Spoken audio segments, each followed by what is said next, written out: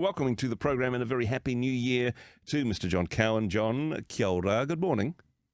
Kia ora, happy new year to you. I hope you had some good gatherings and things over the Christmas time. Managed to survive, and then this is the week for it, isn't it? This is the week where everybody, instead of actually getting back to work, just talks about what they did on the holidays. So thank you for playing Yeah, that game yeah. with me. A positive time had by all, John?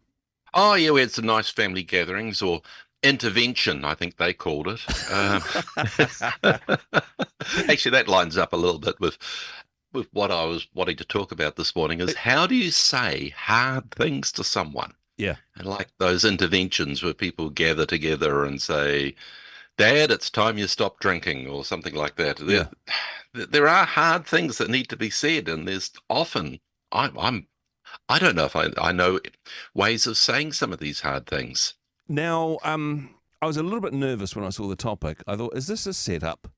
Is this a setup where John's saying, well, I said that we were going to be talking about this on the radio, and actually, there's some things that because, yeah, the actual anticipation of some of these tough conversations, that's a big part of it, really, isn't it? Were you scared that I was going to round up on you on air and challenge Exactly. you over some of And those talk to me about unpleasant personality traits and my things that, my terrible oops, bad I shouldn't have habits. mentioned them. I suppose we've all been in that space, though, where we're saying, gosh, do I say something? I don't want to upset them. I Oh, don't want to be too tactless. I don't want to ruin a friendship, honestly, because some of these oh, tough huge conversations, risk. yeah. Yeah. And sometimes it's easier just to stay stum and go, well, somebody else will mention something. Perhaps they're less tactless than I am.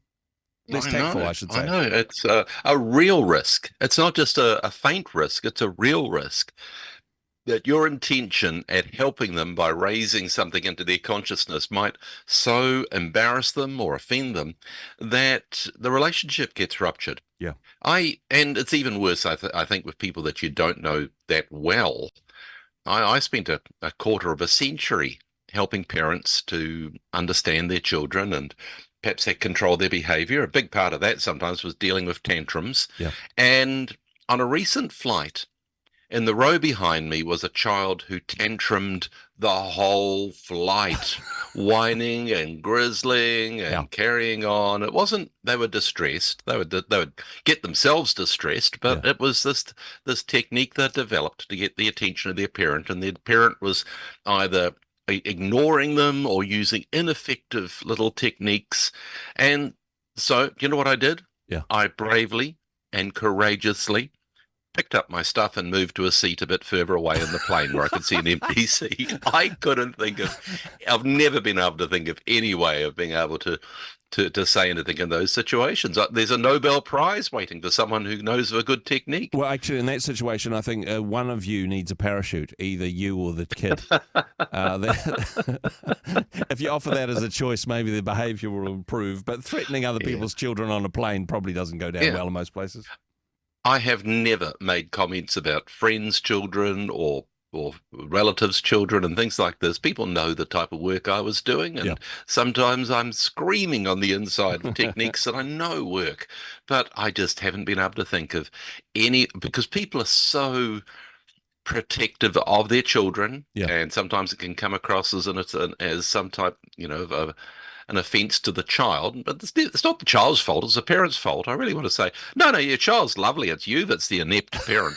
But I've never been able to think of a polite way of saying that. Yeah. One phrase that I've often thought of, I've probably mentioned it to you before, is why aren't people more grateful when you point out how wrong they've been? Yes. It just doesn't work. But since that flight, I've been trying to think of strategies that might work because there are times when you do need to have hard conversations with people. Because How do you tell a coworker that their bodily odor is offensive? gosh, that's a fun one, isn't it? And Oh, honestly, some of these ones are in the, oh gosh, if it was me, so I'd like somebody to tell me. Well, at least we think that until somebody tells yeah. us. But there are also some of these things where it personal safety comes to mind. And you mentioned earlier, when do you have that conversation with Dad about, hey, maybe you shouldn't be driving anymore? Yeah. Not just for your own sake, but for the sake of every other vehicle on the road. Yeah. Actually, yes, it's not going to go down well, but it might just save someone's life, right? It could do. It could do. No guarantee, though, that taking a head-on approach like that, Yeah. before they have a head-on, is going to work. I mean, one of the first jobs I had, I would travel around the country with a carload of other people, Yeah.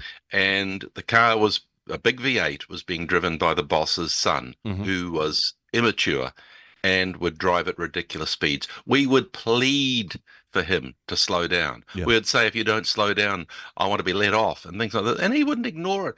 And you know what? Of course, he went on and crashed with a carload of workers in the Yeah. car, and fortunately didn't kill any of them, but he killed himself. Wow. And so there's no guarantee that even a head-on of begging's going to work. There's no guarantees of any of these things, but there are some techniques. With your teenager, for instance, if they're getting a bit pongy as they move into adolescence, you can say, I think now that you're a manly man, I don't know if that deodorant you're using is strong enough. I've left a more powerful one on the bed. And of course, they're thinking, I'm not even using a deodorant. Or now that you're, now that you're a teenager, how can we work out things so that everyone gets through the shower in the morning without using up all the hot water? What say dad goes first, then me, then you, and so basically what you're telling them is have a shower every day. Yeah. And it sounds like you're talking about something else, but in actual fact, you're addressing an issue. Mm-hmm. And with a workmate, a bit harder, of course. And you could say, is it me? I think I'm wondering whether the shirt's getting a bit stale or didn't go through the laundry. It was Yeah. and sort of like implying that there is a smell in the room. Could be me. Might not But be. casting that suspicion that, or it could be you. You're driving badly.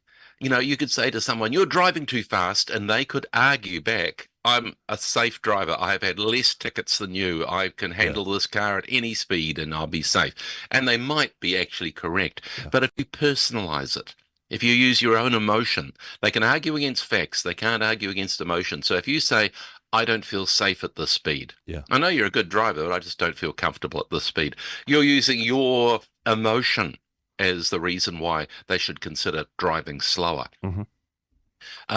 Another thing is sort of avoid angry confrontation. Now, people sometimes will say it works, but you know what? I've been thinking about this. The only time it seems to work, an angry confrontation where you tell someone off and tell them to change their behavior, is when there's already an existing power imbalance.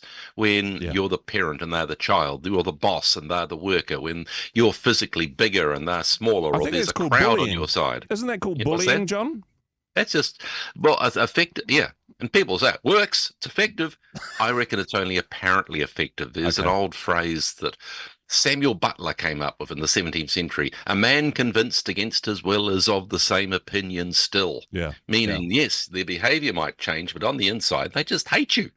They don't accept it. They don't think that they need to change, and they won't change the moment they're not being supervised by you.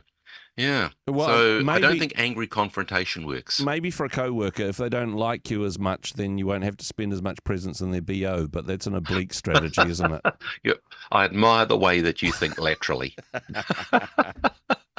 Well, yes, you're possibly right, but I'm just sort of thinking of ways in which we could actually keep the relationship going. Yeah. And of course, that means saying things politely, saying it nicely, and own it. Rather than saying, oh, everybody else, there's a lot of people saying that you need to do ... Yeah, yeah. Own it and say, hey, say it from yourself. Mm-hmm. You might like to add, I don't think I'm the only person that is thinking this. Yeah. If someone has complained to you about someone else, you don't actually necessarily agree, but think that they should comply with that. Just sort of say, hey, I do know that, and I may not necessarily agree with this, but we do need to be aware that someone else isn't keen on that type of language or something else. And just so I think our standards need to be a little higher, that you might like to appeal to something like that. Yep. Admit fallibility in what you're suggesting. Like a couple of people I know are in the awkward situation of how do I confront my partner or my parent about the fact that they might be getting dementia? Yeah. Now, this is a huge thing, especially since sometimes with early dementia, people get a bit cranky with it as well. Mm-hmm. And they're scared of an angry pushback and denial. And yet they're seeing signs. And so a phrase might be, hey, I really want you to convince me that I'm wrong on this. I want to be wrong, Yeah. but I think there's something going on with your memory, and I'd like you to go to the doctor, get it checked out. Yeah. There's that idea of not arguing against them, but just sort of saying, arguing against yourself almost, Hmm. saying, please convince me I'm wrong. Yeah. But yeah, another thing is they might retaliate if you're telling someone that their driving is bad. They say your driving is worse, and you Hmm. could say, yeah, it possibly is, but I'd really like you to slow down on this twisty road. So rather than getting into the retaliation, Yeah. yield to the retaliation, because that way you're not getting sidetracked on it and you Hmm. can bring it back to the point. By the way, as I say, no guarantees with this. The big question is whether you should say anything at all. Are you saying it because you're really wanting to help that person, or you're just wanting to make them feel bad as revenge? Yeah. Like, I could have turned around in my seat and said, your child is obnoxious. But but that wouldn't have achieved anything apart from making me feel like inflicting pain to make them feel worse. And Yeah. I'm not that type of person. Yeah. I hope I'm not. Well, exactly. Well, I'm glad you brought this up, John, because we need to have a bit of a talk. No. Oh, no. I mean, this is important. And hey, I know there'll be people listening to this at the moment that are thinking, yeah, I've got some slightly awkward conversations that I Yep. need to have this year. And Yep. regardless of some of the consequences, let's get this over and done with. And let's Yep. say this as nicely as possible, because the consequences of not saying it could be even worse, right? Yeah. That certainly could. Two more tips. One is demoralize it. Okay. That's not the right word. Remove moral judgment from it. Hmm. You could say to someone like, "It's amazing how it creeps up on us, but I'm just noticing that your drinking is stepping up a bit over the summer. Yeah. Maybe we should be thinking about picking it back." Meaning, hey, isn't it amazing how it creeps up without us noticing it, rather than you're a rotten drunk. Uh, Something like that. And the final thing is, acknowledge that you might be upsetting them. Hey, I know you won't like hearing this, but I know I'd want to know if it was my child, but I saw your daughter vaping down at the shops. That type of thing's Yep. hard to hear. Acknowledge that it's hard to hear.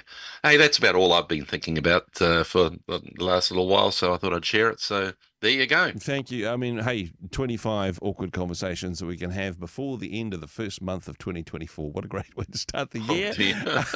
I'm not answering my phone for a while in case people hear this and want to confront me on things. John, hey, appreciate your wisdom and yeah, perhaps confronting some of those things that need to be confronted. Appreciate you. Thanks for being on the program today. Thank you very much. Cheers, Andrew.